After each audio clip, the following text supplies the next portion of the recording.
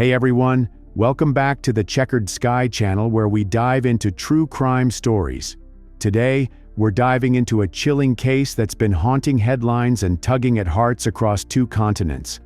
Ana Knezevich was a 40-year-old Colombian-born, naturalized U.S. citizen with a life many would envy. She had built a successful career in South Florida, co-owning EOX Technology Solutions, a thriving IT company. Seeking a fresh start, Ana left Florida in December 2023 and settled into an apartment in Madrid's upscale Salamanca district, a neighborhood buzzing with culture and charm. On February 2, 2024, Ana was last seen by neighbors entering her apartment building around 10 p.m. She had spoken to a friend earlier that evening, mentioning she planned to stay in due to the chilly weather. Everything seemed normal, until it wasn't. The next day, Ana's phone went silent. She didn't respond to calls or messages, which was unlike her. Her friend, Sana Ramo, contacted authorities, and on February 4th, Madrid's firefighters conducted a welfare check at Ana's apartment.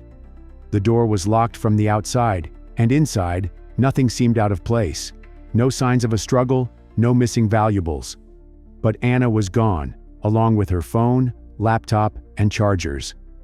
Adding to the mystery is the fact that the day after her disappearance on February 3rd, two of Ana's friends received strange text messages from her phone. The messages, one in English and one in Spanish, read, "I met someone wonderful. He has a summer house about 2 hours from Madrid. We are going there now, and I will spend a few days there. There is barely any signal though. I'll call you when I come back." Her friends were stunned. Ana, cautious and deliberate, would never run off with a stranger she'd just met on the street. The messages didn't sound like her at all. When they tried to reply, there was no response. Her phone was off, and Ana was nowhere to be found. As authorities dug deeper, the case took a darker turn. Ana's disappearance wasn't just a missing persons case. It had all the hallmarks of something more sinister. Born on May 26, 1983 in Colombia, Ana Maria Henao grew up in Medellin, a city known for its resilience and vibrant culture. From a young age, she showed a spark of determination and curiosity. She pursued higher education at IFIT University, earning dual bachelor's degrees in international business and business administration and management. Her academic achievements laid the foundation for a career that would take her far beyond her hometown.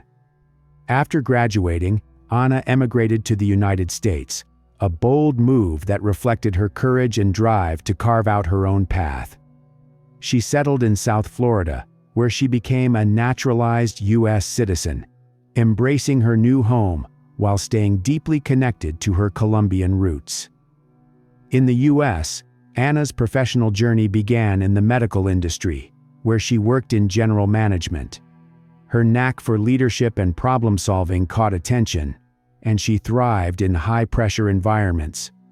Eventually, she joined EOX Technology Solutions, a South Florida-based IT company that provided computer support for local businesses. Ana served as the director of projects, bringing her organizational skills and business acumen to the firm. Ana's disappearance on February 2, 2024, wasn't just a puzzle of a single night. It was rooted in the unraveling of her personal life and the high-stakes disputes that followed. To understand what might have led to that chilling moment in Madrid, we need to explore the cracks that formed in her 13-year marriage, the financial battles that intensified, and how Ana's decision to start anew in Spain set the stage for the mystery that would captivate two continents. Ana and David Knezevich had built an enviable life together in Fort Lauderdale, Florida. Married since 2010, they were partners in both love and business, co-owning EOX Technology Solutions. Their portfolio also included EOX Capital LLC, a real estate venture managing 15 properties valued at over $15 million, and Registered Corporate Agents LLC, another business tied to their financial empire. Their home in Fort Lauderdale, along with two other properties, reflected their wealth and ambition. But beneath the surface of their success, their relationship began to falter. By the summer of 2023, what once seemed like a strong partnership had deteriorated, leading to a separation that would spiral into a contentious divorce. The heart of their conflict lay in the division of their substantial assets. Ana, known for her fairness and drive, proposed an equal 50-50 split of their wealth, a suggestion that sources close to her family said David resisted fiercely. He reportedly argued for Ana to receive only 25% of their shared assets, a stance that turned negotiations into a battleground. The stakes were high, not just emotionally, but financially, with millions tied up in their businesses and real estate holdings, including one property already facing foreclosure. These disputes weren't just about money. They were about control, legacy, and the future each envisioned after their marriage ended. As the divorce proceedings grew more heated, Ana made a bold decision. In late December 2023, she packed her bags and left Florida for Madrid, Spain, seeking a fresh start. The move wasn't impulsive. Ana had always loved travel, and Madrid's vibrant culture and historic charm had captured her heart. Her best friend, Sana Ramo, recalled Ana's excitement about the city's atmosphere, its art, and its energy. She rented an apartment in the upscale Salamanca district, a neighborhood known for its elegant streets and bustling social scene. Ana saw Madrid as a place to heal and rebuild, a canvas for her next chapter. In January 2024, she took a short trip to Austria with a friend, a brief escape that showed her embracing her new life. Back in Madrid, she settled into a routine, connecting with neighbors and making plans, like the train trip to Barcelona she was set to take on February 5th. Her apartment, a cozy space in a secure building, became her sanctuary, a place where she could focus on herself and her goals. David's reaction to Ana's relocation was complex. According to his attorney, Ken Padowitz, David remained in Serbia, his native country, during this period, focusing on his own life and business interests. Padowitz claimed the couple's separation was more amicable than Ana's family suggested, even stating that David and Ana had discussed hiring a single attorney to streamline their divorce and asset division. However, Ana's family and friends painted a different picture. Her brother Felipe told authorities that David was frustrated by the financial implications of the divorce, particularly the potential loss of a significant portion of their wealth. Friends noted that Ana rarely spoke of David after moving to Madrid, suggesting she was focused on moving forward rather than dwelling on their strained relationship. David's limited cooperation with authorities raised eyebrows.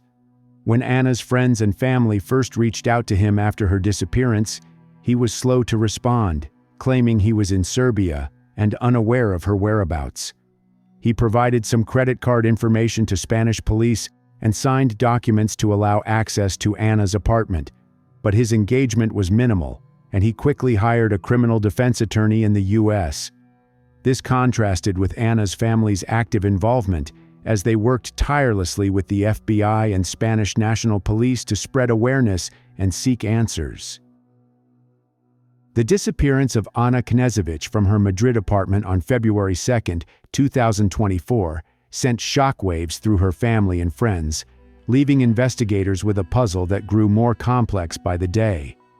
As the Spanish National Police, joined by the FBI, dug into the case, they uncovered a trail of eerie clues, strange messages, tampered cameras, and a web of international movements that pointed to a calculated act.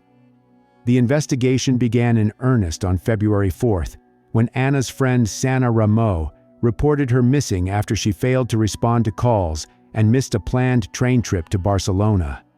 Madrid firefighters entered Ana's Salamanca apartment that day, finding it locked from the outside and eerily undisturbed. Her bed was made, her belongings were in place, but her phone, laptop, and chargers were gone. It was like she stepped out for a moment and never came back, a police source told CNN. The absence of any signs of forced entry or struggle suggested Ana either left willingly or was taken by someone she knew, or someone who planned their move with precision. The first major clue came from the building's security cameras. Around 9:27 p.m. on February 2nd, footage captured a man wearing a motorcycle helmet entering the building as residents exited. He moved deliberately, spray painting the entrance camera's lens with black paint and taping over the lock to prevent it from engaging. The building superintendent later told CNN that the camera near the elevator was also disabled, leaving a blind spot in the footage. An hour later, at 10:30 p.m., the man reappeared, exiting the elevator with a suitcase in hand. He walked out into the night, and the cameras, those still functioning, never caught him again. The suitcase raised immediate questions. What was inside it, and did it have anything to do with Ana's disappearance? Adding to the intrigue were the text messages sent from Ana's phone on February 3rd. Sana Ramo received one in English at around 2 p.m., while another friend in Madrid got a similar message in Spanish 2 hours later. Both read nearly identically. "I met someone wonderful. He has a summer house about 2 hours from Madrid. We are going there now, and I will spend a few days there. There is barely any signal, though. I'll call you when I come back." The Spanish message, in particular, struck Ana's Madrid friend as odd. It contained punctuation like periods and commas, which Ana rarely used, and felt like a clunky translation. When friends tried to reply, Ana's phone was off, its signal gone. The police quickly zeroed in on these messages as a red flag. Ana's cautious nature made it unlikely she'd run off with a stranger, especially without telling anyone during her hour-long call with Sana the previous night. The texts suggested someone else had access to her phone, crafting a story to buy time or mislead her loved ones. Investigators began tracing the phone's last known location, but with no signal. It was like chasing a ghost. As detectives combed through Ana's recent activities, they learned she'd been house hunting in Madrid that day, visiting a property she later told Sana she didn't like. The police checked her financial records, finding no unusual transactions. Nothing pointed to a reason she'd vanish voluntarily. The absence of ransom demands or signs of theft ruled out a random crime, leading investigators to suspect someone with a personal motive. The surveillance footage became a cornerstone of the case. Spanish police traced the brand of spray paint used on the cameras to a Madrid hardware store. Police also learned that a motorcycle helmet matching the one in the footage had been sold at a nearby shop days earlier, though the buyer's identity remained elusive. Another breakthrough came from license plate readers. On the night of February 2nd, a stolen plate was recorded on Ana's street, attached to a Peugeot 308 with tinted windows. Hours later, the same car passed through a toll booth near Madrid, but the tinted windows obscured the driver. The plate had been stolen in Madrid days earlier, suggesting premeditation. Spanish police shared this with the FBI, who began exploring international connections, given Ana's ties to the U.S. and her estranged husband's Serbian background. The car's description didn't match any vehicles linked to Ana's known contacts, but its presence on her street at the critical moment was too coincidental to ignore. They looked into Ana's social circle in Madrid, including men she'd met casually. As federal prosecutors later noted, she'd begun dating after moving to Spain. None stood out as suspicious, most had alibis, and none matched the man in the footage. The police also explored whether Ana's wealth made her a target for extortion, but the lack of any demand dismissed this theory. The police canvassed the area, posting missing person flyers. The investigation took a global turn as detectives traced leads beyond Spain. They learned that a Peugeot 308, rented in Belgrade, Serbia, on January 29th, had traveled nearly 4,800 miles by mid-March, far more than a typical rental. The car, returned with tinted windows and a new license plate frame, raised suspicions. The FBI began examining travel records, focusing on individuals with ties to both Ana and Serbia. The breakthrough came with an arrest that stunned Ana's family and friends, revealing a man whose life was deeply entwined with hers. On May 4, 2024, David Knezevich, Ana's estranged husband, was arrested by FBI agents at Miami International Airport as he stepped off a flight from Serbia.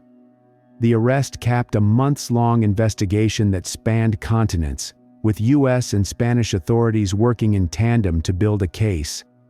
David, a 36-year-old Serbian-American IT entrepreneur, had been under scrutiny since Ana vanished on February 2, 2024.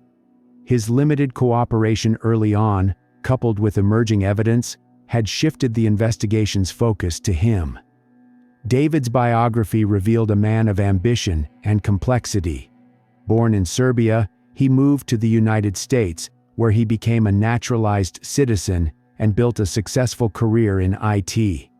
Alongside Ana, he co-founded EOX Technology Solutions in Fort Lauderdale, serving as a key figure in its operations. Described by colleagues as tech-savvy and driven, David was known for his sharp business acumen. However, friends of Ana noted he could be controlling, particularly in financial matters, a trait that surfaced during their contentious divorce proceedings in 2023. His life in Serbia, where he spent increasing time after their separation, was less clear, with investigators probing his activities there for additional leads. After his arrest, David was questioned by FBI agents, but his statements were guarded. He denied any involvement in Ana's disappearance, claiming he was in Serbia on February 2nd and had no knowledge of her whereabouts. He confirmed signing documents to allow Spanish police access to Ana's apartment and providing some credit card information, but insisted he'd done all he could to assist. When pressed about the divorce and financial disputes, David downplayed their severity, echoing his attorney Ken Padowitz's claim that the couple had considered a single lawyer to handle their asset division amicably. However, he offered no explanation for the suspicious evidence piling up against him, including travel records and financial transactions that contradicted his timeline. The criminal complaint outlined a damning case. Prosecutors alleged David orchestrated a plan to kidnap Ana amid their bitter divorce, motivated by financial and personal grievances. The complaint detailed how, on January 29, 2024, David rented a Peugeot in Belgrade, Serbia, which was later driven nearly 4,800 miles by mid-March, an unusual distance for a rental car. Surveillance footage from a Madrid hardware store showed a man resembling David purchasing spray paint and duct tape on February 2nd, hours before the helmeted figure disabled cameras at Ana's building. The stolen license plate on a Peugeot, recorded near Ana's street that night, further tied the vehicle to the crime. Ana's push for a 50-50 split of their $15 million in assets, including EOX Technology Solutions and their real estate holdings, had sparked intense conflict. Prosecutors suggested David saw Ana's move to Madrid as a threat to his control over their shared empire, prompting a drastic act to eliminate her. The absence of Ana's body complicated the case, but the complaint noted that kidnapping charges could be filed based on evidence of intent and action, even without a confirmed death. David's attorney, Ken Padowitz, pushed back against the allegations, calling the evidence circumstantial and emphasizing David's cooperation early in the investigation. "He's innocent until proven guilty," Padowitz told NBC News, urging the public to wait for the full story to unfold in court. As David awaited trial, detained without bond due to the severity of the charge and his international ties, investigators continued their search for Ana. As the case moved toward trial, the stakes were high, with David facing charges of kidnapping, foreign domestic violence resulting in death, and foreign murder of a U.S. national. By late 2024, the case had progressed to the pre-trial phase in Miami's federal court. Prosecutors alleged that David, driven by the bitter divorce and disputes over their $15 million in shared assets, traveled from Miami to Serbia, then to Spain, to carry out a premeditated plan. They pointed to damning evidence: security footage of a man resembling David purchasing spray paint and duct tape in Madrid, the stolen license plate on a Peugeot he rented in Belgrade, and his request to a Colombian woman he met online to translate messages into perfect Colombian Spanish that were later sent from Ana's phone. The prosecution's case rested on this circumstantial but compelling evidence.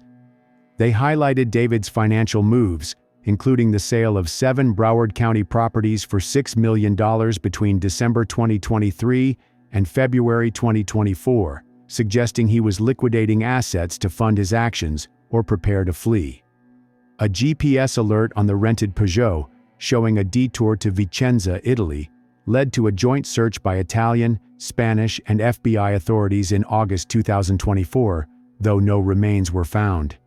David's defense team, led by attorneys Jane Weintraub, Christopher Cavallo, and Bruce Zemet, maintained his innocence, arguing the case was built on speculation. A Spanish police forensic report, cited by Weintraub, found no traces of blood in the apartment. There is no evidence that David Knezevich kidnapped or murdered his wife, the defense stated, calling the charges a desperate attempt to pin blame without concrete proof. They also disputed the prosecution's narrative about David's travel, insisting he was in Serbia on February 2, 2024, over 1,600 miles from Madrid, and had cooperated by providing credit card details to Spanish police. As the trial date approached, set for June 2025, both sides prepared for a high-profile courtroom battle. But before the trial could begin, a devastating event changed everything. On April 28, 2025, David Knezevich was found unresponsive in his cell at the Federal Detention Center in Miami. His defense team confirmed he had chosen to end his own life, a decision that shocked all involved. The Federal Bureau of Prisons reported that staff attempted life-saving measures, but David was pronounced dead by emergency services. The FBI launched an investigation into his death, with no further details released. Ana's family was left reeling. Through their attorney, Adam Ingber, they issued a statement reflecting their complex emotions. The death of Ana's alleged perpetrator closes a painful chapter in our lives, previously filled with the dread that he might not face justice. Now, we may never know where he put Ana's body. It is a cruel final insult that we may never recover Ana's remains or know the full extent of the betrayal she suffered. They vowed to continue seeking truth and justice, honoring Ana's memory with dignity, strength, and love. As of June 2025, Ana's remains have not been found. The joint efforts of the FBI, Spanish National Police, and Italian authorities continue, with searches focused on areas like Vicenza, where the Peugeot's GPS data suggested David may have stopped. With David's death, the trial that could have clarified Ana's fate never took place. Questions linger. What happened in that Madrid apartment? Why did David, if guilty, choose such an extreme path? And where is Ana?